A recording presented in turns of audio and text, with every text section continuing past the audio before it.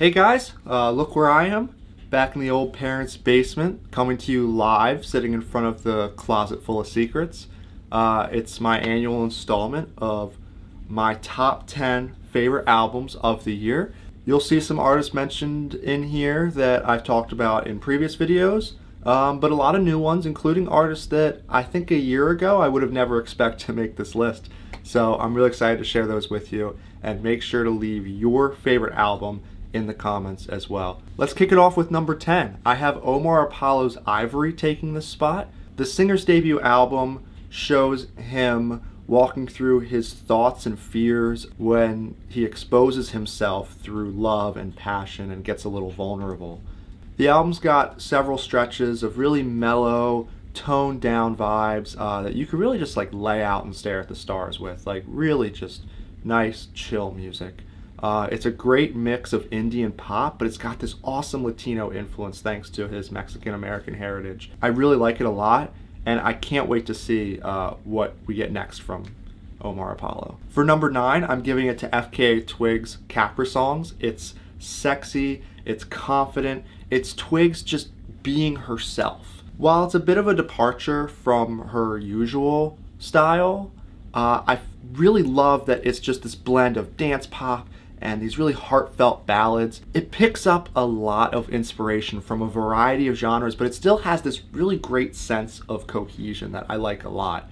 Hopefully she kind of continues to pull from this bag while still mixing in some of that old experimental stuff that I think she's really made her mark in already. Okay, at number 8, we're going with hip-hop producer and St. Louis legend Metro Boomin for his album Heroes and Villains. He assembles this team of heroes and villains to create this atmosphere and this whole cinematic world with these just dark trap bangers. I really like the sort of narrative that is in the album.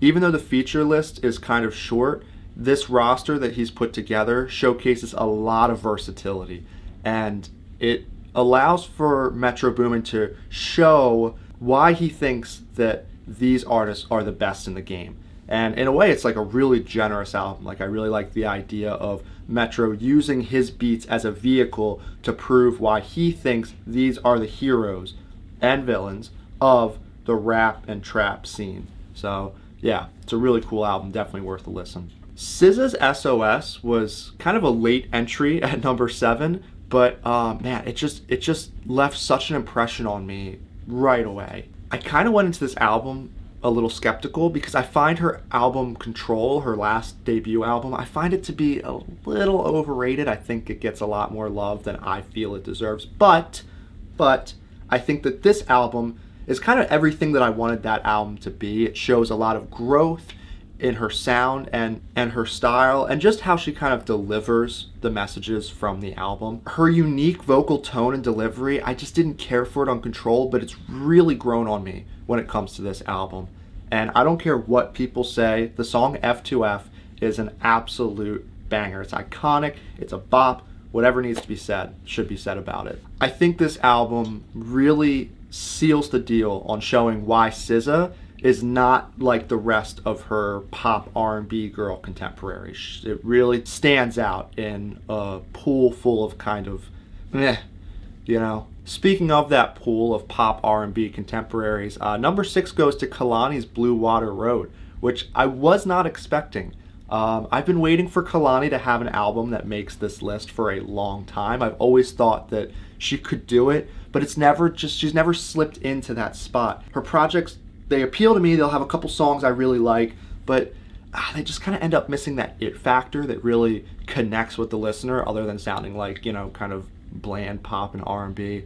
But much like SZA, like this year, Kehlani really stepped up, and she made music that I felt like connected with the listener in a much more personal way through her expressions of love and passion, and it really just comes together in this beautiful way. In a lot of ways, she expresses her sexuality and her emotions in a really healthy and beautiful form that I just can't get enough of. I listened to these songs a lot this year, and yeah, I really hope she moves in this direction of just being a little more personal, you know, getting a little deeper into those feelings and into that space that she was in on this album. I was really impressed.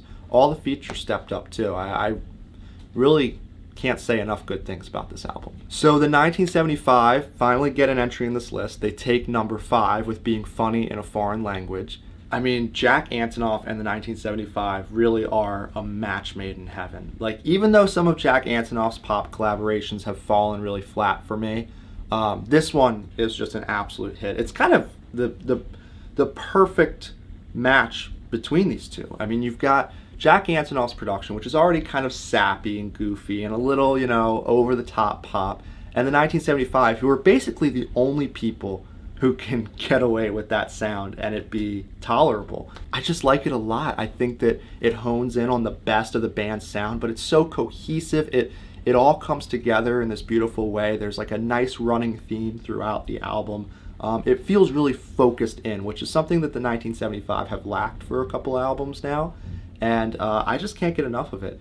This album makes me kind of just want to stand on a cold beach on a windy winter day with the love of my life. And I like that. I think that's a nice feeling to have. All right, number 4, you know I had to give it to The Weeknd for Dawn FM. I mean, there's a lot of directions I think The Weeknd could have taken after his album After Hours, and I'm really glad that it's this one, because there were hits on After Hours that really pulled from that 80s synth vibe, and I think that could have gotten old really quick. But what he did with Dawn FM, he created this whole soundscape, this whole world, mixing all these different ideas, and it just sounds so beautiful. Like, it sounds clean, it sounds fresh, it sounds interesting, and the overarching story really ties together beautifully, and it does a great job of still highlighting the talent that The Weeknd has, the vocal talent, over just the most lush, amazing production you've ever heard. I think he really grabs you from the opening track. And Jim Carrey, like, is the perfect narrator for this. Does an amazing job of just walking you through this entire story, and you know, it kind of ends on a note of mystery. Like, where are we going to go from here? This is supposed to be a trilogy, and we've got one album left. You know, what can we expect? All in all, though, I think that this is a great entry from Abel for 2022, and I can't wait to see what the final installment of this trilogy ends up being. All right, moving forward at number 3, we have Father John Misty, who surprised me with Chloe and the Next 20th Century.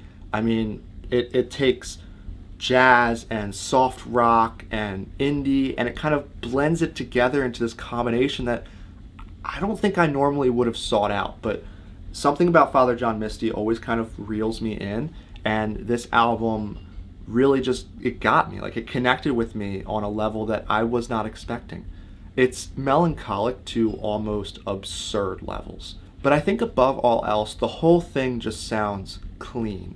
I think it paces itself really well, and there are moments in the album where the intimacy between the instrumental and the vocal performances, the shaking in his voice in some songs, like, it feels like he's performing right in front of you. And I can say that I've been to him live, and the album feels like a live performance in a lot of ways, like it was recorded live.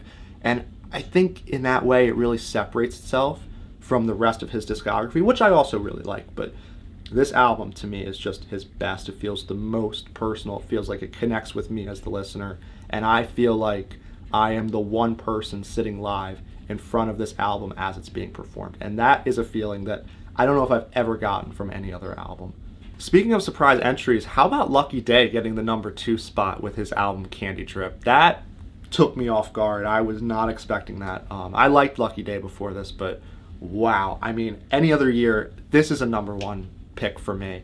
I really was blown away by how much this album reinvigorated my love for R&B. Like, I would hear songs from this album somewhere, and it would just, like, put me in a whole new bag. Like, I was just all about it. I am so impressed by it. And the nice thing is, unlike a lot of R&B albums, it doesn't overstay its welcome. It doesn't grow stale. And that's why you don't see a lot of R&B albums in these lists, because I love R&B from songs, but to sit through a whole album of it, sometimes it kind of gets old. I hate to say that. I love R&B, but it just gets stale. It doesn't exercise any new options or execute any new ideas. It just feels like, you know? And this album, it's constantly trying new stuff. Lucky Daye's vocal performances are amazing, but he pulls from different registers, which I think is like such a big risk for an R&B artist to take when, you know, just regular commercial R&B would do fine. But in a lot of ways, this album sets Lucky Daye up for success because it allows him to try new things while still using his best talents, what the tools that he has, is, you know, the features that he brings in, which are all awesome. I think it does a great job of just setting a vibe, but not falling into expectations. And I have to say, I really appreciate him for giving me something so magnificent. Okay, ladies and gentlemen, we are almost to the end of the show, but I want to talk about a few honorable mentions. So Blxst, he came out with a good album this year, but not really top 10 worthy for me, but I still did enjoy it. The Bob Moses album this year, it's quite a ride. It's really different from the rest of the stuff in this list, but I still think it's worth a listen, 100%. Kudos to Kendrick Lamar for coming out with such a complete sounding project full of great ideas and stories after kind of a long hiatus. Lancey Foux' album really like set the bar high for a lot of rap artists to me. Like, he's quickly becoming one of my favorite artists in the rap scene. I loved a lot of the ideas on this project, his project this year, but I just was hoping for a little more. But I still think that he could come out with something in the coming years that will definitely make this list. Similarly, Destroy Lonely had a great album that I just wish was a little more consistent, but that's another one that I really could see him making the list in a coming year. I really liked the album this year, and it just barely missed the list. It was like the number 11 spot for me. So yeah, still all great albums. I still recommend at least listening to a song or two from them, see if they're your thing. But I liked those albums a lot, and it was really hard to disclude them from the list, so I'm glad that I get to tell you about them now. Yeah, it's almost as if there is a handy playlist out there that you can check out a song from each of these albums and see which one maybe is for you. Oh my gosh, you're not going to believe this. There is that playlist, and it is right in the description of this video, so go check that out. Don't do it yet because I don't want to spoil the number 1 spot for you, but it's definitely worth a listen, maybe an hour of your time, and you'll get some great music out of it. Because this is all objectively good music, I've decided. Yeah, I've made sure that it is all good music. Okay, I think that's enough of that. Let's get into it. The best album, my favorite album of 2022 was you, because you are a work of art. But not as much as Brakence's Hypochondriac. I mean, what can I say about this album? The amount of sheer heart that he puts into his vocals, into the production, the mixing. I mean, it all comes together in this perfect self-expression of self-obsession. Try saying that 3 times fast. Brakence was my most played artist this year, and I knew that the album was coming out at the end of this year, and so I kind of left a spot open for it in the list. I had 9 albums, and I figured this would be number 10. And I thought, okay, maybe it'll fall, you know, somewhere like high, you know, 5, 6, 7, because I loved all the singles, but I was like, if these are the singles, like, there's no way the album can keep up this level of quality. And I mean, my expectations were completely exceeded. Like, the 2 singles that I loved the most were my most played songs this year, excuse me. And I thought, you know, you can't top this. Like, these are so good.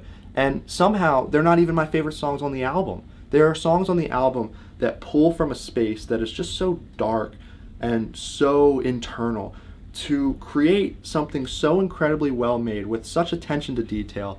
I mean, it's unlike anything I've ever heard before.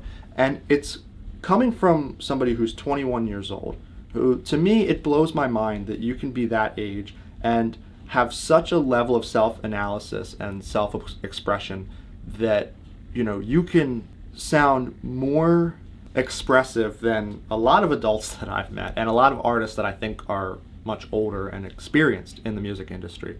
I mean, I know he put a lot of time into this. I think he said it took him like 3 years to make, and it just shows. The level of detail is truly mind-boggling, and he made something that I never imagined he or anybody else could make. I mean, this is my album of the year, and I didn't even have to think twice about it. I got to go to his show live as well with my brother, and that was amazing. It was a great example of just how much quality and care he's put into putting these songs together.